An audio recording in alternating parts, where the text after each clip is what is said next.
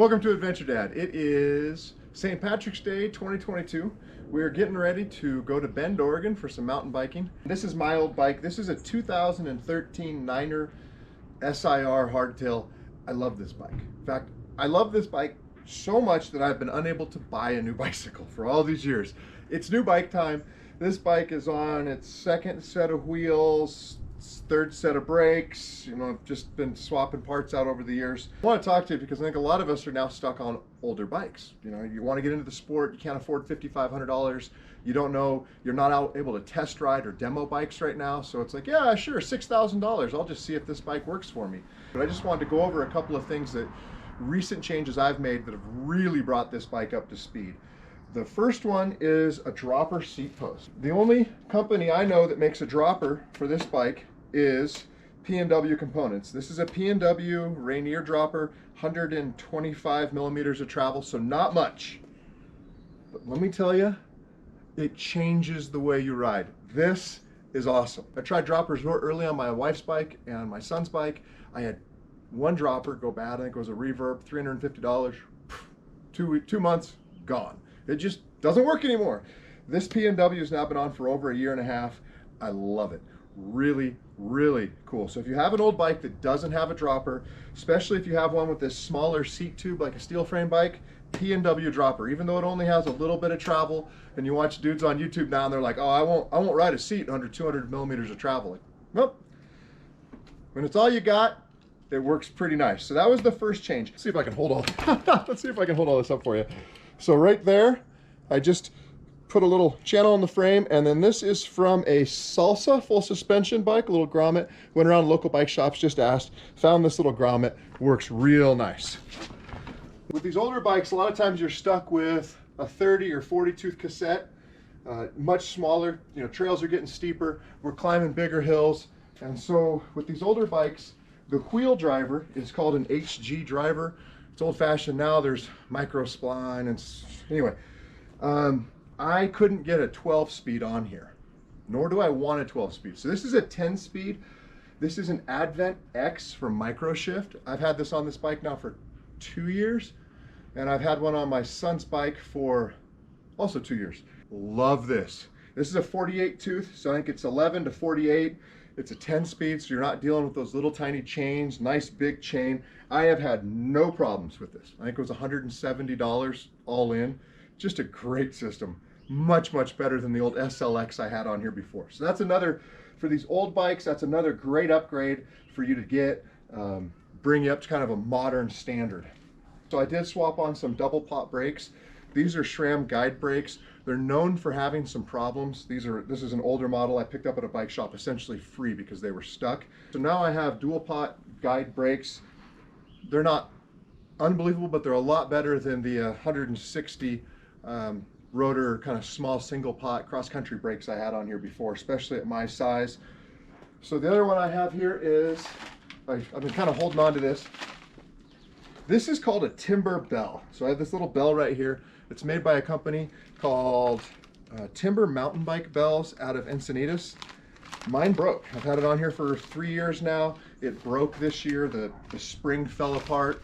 The reason I like this bell is you can switch. You can leave it off, and there's kind of a clutch in there basically, and so it can rattle a little bit, or turn it off. I don't actually have to go ting ting ting, and I also don't have to listen to a bell all the time. So for our local trails, it's really nice, especially as they get more crowded. I know which corners I'm going to find people on, not be able to see them, so I can turn my bell on. Now this bell broke. Stuff happens, right? It just breaks. So I had it for a couple of years. It broke. Got on the website of the company and I said, hey, my bell broke. Super helpful. So they said, we're a small company, we're learning, we're constantly evolving our product. You take a picture of your bell, what broke on it, here's a new one. Just send it to me. Another one is this quad lock. It's a cell phone holder. It also has right here has a GoPro mount. So it has a GoPro mount on the bottom.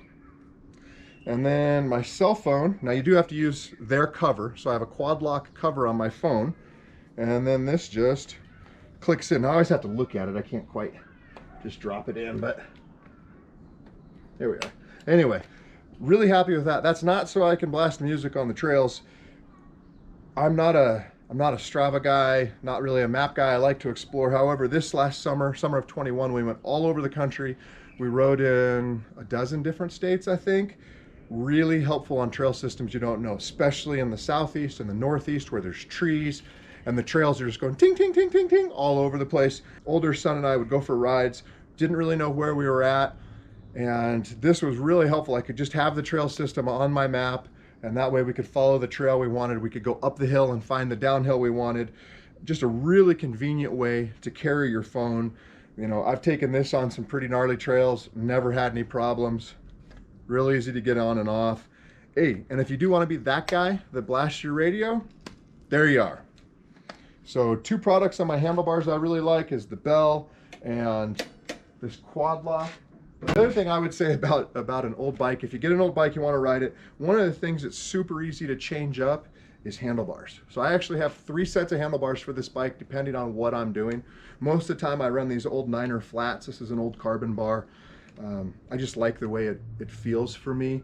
But when I do bike packing or do stuff with where I'm going to be up a little bit more, I have a set of high-rise bars. I also have a set of bars that has a little more sweep to it. Super easy to change out and just a really easy way to change the overall feel of a bike. The last thing that I really, really, really like, I bought this bike bag, this bike packing bag a couple years ago for a trip to Moab. It's like $250. I thought I was never going to use it again, going to take it off.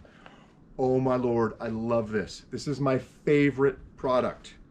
The only problem with it is this past fall, I left some peanuts in here. I left a bag of nuts, mixed nuts in here, and put it in the shed, put the bike in the shed, and I had a squirrel or a mouse get in there. You know, that's patchable, but I think it got stuck, and then it chewed its way out of the zipper.